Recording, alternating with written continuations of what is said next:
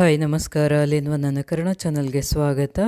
ಬೇಳೆ ಸಾಂಬಾರು ಜೊತೆ ಚಪಾತಿಗೆ ರಸ ಮಾಡಿದಾಗ ಈ ರೀತಿ ಬೆಂಡೆಕಾಯಿ ಪಲ್ಯ ಮಾಡಿಕೊಂಡ್ರೆ ತುಂಬಾ ರುಚಿಯಾಗಿರುತ್ತೆ. ತುಂಬಾ ಸುಲಭವಾಗಿ ಮಾಡ್ಕೋಬೋದು. ಈ ಬೆಂಡೆಕಾಯಿ ಪಲ್ಯ ಮಾಡೋದಕ್ಕೆ ಅರ್ಧ ಕೆಜಿಯಷ್ಟು ಬೆಂಡೆಕಾಯಿನ ತೊಗೊಂಡು ಅದನ್ನು ಚೆನ್ನಾಗಿ ತೊಳೆದ್ಬಿಟ್ಟು ಈ ರೀತಿ ಸಣ್ಣದಾಗಿ ಕಟ್ ಮಾಡ್ಕೋಬೇಕು. ಇದನ್ನು ಒಂದು ಪ್ಯಾನಿಗೆ ಸೇರಿಸ್ತಾ ಇದ್ದೀನಿ. ಉರಿಯೋದಕ್ಕೆ 1 ಟೇಬಲ್ ಸ್ಪೂನಷ್ಟು ಎಣ್ಣೆನ ಸೇರಿಸಿದ್ದೀನಿ. ಎಣ್ಣೆ ಸೇರಿಸ್ಕೊಂಡು ಸ್ವಲ್ಪ ಚೆನ್ನಾಗಿ ಹುರ್ಕೋಬೇಕು. ಅದರಲ್ಲಿರೋ ಅಂಥ ಅಂಟಿನ ಅಂಶ ಎಲ್ಲ ಕಡಿಮೆ ಆಗಬೇಕು ಮತ್ತು ಸ್ವಲ್ಪ ಬ್ರೌನ್ ಕಲರ್ ಆಗೋವರೆಗೂ ಹುರ್ಕೋಬೇಕು. ಸ್ವಲ್ಪ ಉಪ್ಪು ಹಿಡಿಯೋದಕ್ಕೆ 1/4 ಸ್ಪೂನಷ್ಟು ಉಪ್ಪನ್ನು ಸೇರಿಸ್ಕೊಂಡು ಪುಡಿ ಉಪ್ಪನ್ನು ಸೇರಿಸಿದ್ದೀನಿ. ನೋಡಿ, ಈ ರೀತಿ ಅಂಟಿರೋದು ಅದೆಲ್ಲ ಹೋಗಬೇಕು. ಇಷ್ಟು ಮಾತ್ರ ಹುರ್ಕೊಂಡ್ರೆ ಸಾಕು. ಈಗ ಹುರಿದಿರೋಂಥ ಬೆಂಡೆಕಾಯಿನ ಸಪ್ರೇಟಾಗಿ ಒಂದು ಬಟ್ಲಿಗೆ ತಗೋತಾ ಇದ್ದೀನಿ. ಇದನ್ನು ಬಟ್ಲಿಗೆ ತೊಗೊಂಡಿದ್ದಾದಮೇಲೆ ಅದೇ ಪ್ಯಾನ್ನಲ್ಲಿ ಪಲ್ಯಕ್ಕೆ ಒಗ್ಗರಣೆ ಮಾಡ್ಕೋಬೇಕು. ಒಗ್ಗರಣೆಗೆ ಬೇಕಾದಷ್ಟು ಎಣ್ಣೆನ ಸೇರಿಸ್ಕೊಂಡು ಒಂದು ಈರುಳ್ಳಿನ ತೊಗೊಂಡಿದ್ದೀನಿ ದೊಡ್ಡ ಸೈಜಿಂದು. ಅದನ್ನು ಸಣ್ಣದಾಗಿ ಕಟ್ ಮಾಡಿ ಒಗ್ಗರಣೆಗೆ ಸೇರಿಸ್ಕೊಂಡು ಸ್ವಲ್ಪ ಒಂದು ಅರ್ಧ ಭಾಗ ಫ್ರೈ ಆಗಬೇಕು.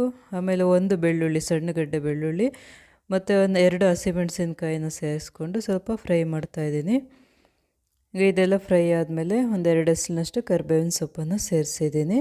ಸ್ವಲ್ಪ ಉಪ್ಪು, ಈರುಳ್ಳಿಗೆಲ್ಲ ಉಪ್ಪು ಹಿಡಿಯೋದಕ್ಕೋಸ್ಕರ ಸ್ವಲ್ಪ ಉಪ್ಪನ್ನು ಸೇರಿಸ್ಕೊಂಡು ಫ್ರೈ ಮಾಡ್ಕೋಬೇಕು. ಈಗ ಒಂದು ಅರ್ಧ ಭಾಗ ಫ್ರೈ ಆದಮೇಲೆ ಒಂದು ದೊಡ್ಡ ಸೈಜಿಂದು ಒಂದು ಟೊಮೆಟೊ ಸೇರಿಸ್ತಾ ಇದ್ದೀನಿ. ಟೊಮೆಟೊ ಚೆನ್ನಾಗಿ ಸಾಫ್ಟಾಗಿ ಫ್ರೈ ಆಗಬೇಕು, ಅಲ್ಲಿವರೆಗೂ ಫ್ರೈ ಮಾಡ್ಕೊಬೇಕು. ಇದು ಸ್ವಲ್ಪ ಎಣ್ಣೆ ಕಡಿಮೆ ಹಾಕಿದ್ದು ಒಗ್ಗರಣೆಗೆ.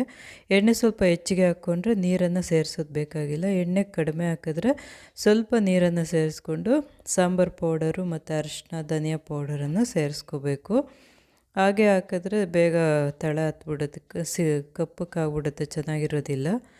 ಈಗ ಒಂದು ಅರ್ಧ ಸ್ಪೂನಷ್ಟು ಸಾಂಬಾರು ಪೌಡರು, ಅರ್ಧ ಸ್ಪೂನ್ ಧನಿಯಾ ಪೌಡರು, 1/4 ಸ್ಪೂನಷ್ಟು ಅರಿಶಿನ ಸೇರಿಸ್ಕೊಂಡು ಸ್ವಲ್ಪ ಫ್ರೈ ಮಾಡ್ಕೋಬೇಕು.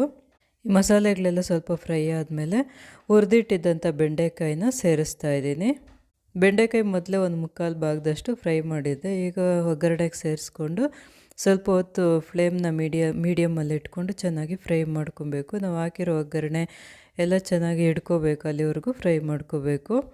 ಈ ರೀತಿ ಸ್ವಲ್ಪ ಹೊತ್ತು ಫ್ರೈ ಮಾಡಿದ್ದಾದಮೇಲೆ ಅದ್ರ ಮೇಲೆ ಪ್ಲೇಟ್ ಮುಚ್ಚಿಬಿಟ್ಟು ಫ್ಲೇಮ್ನ ಸಿಮ್ನಲ್ಲಿ ಇಟ್ಬಿಟ್ಟು ಸ್ವಲ್ಪ ಹೊತ್ತು ಒಂದು 5 ನಿಮಿಷ ಬಿಟ್ಟರೆ ಮಸಾಲೆ ಎಲ್ಲ ಚೆನ್ನಾಗಿ ಹಿಡ್ಕೊಳ್ಳುತ್ತೆ, ಉಪ್ಪು ಖಾರ ಎಲ್ಲ ಚೆನ್ನಾಗಿ ಹಿಡ್ಕೊಳ್ಳುತ್ತೆ. ರುಚಿ ನೋಡಿ ಉಪ್ಪು ಖಾರ ಏನಾದರೂ ಬೇಕಿದ್ದರೆ ಸೇರಿಸ್ಕೋಬೋದು.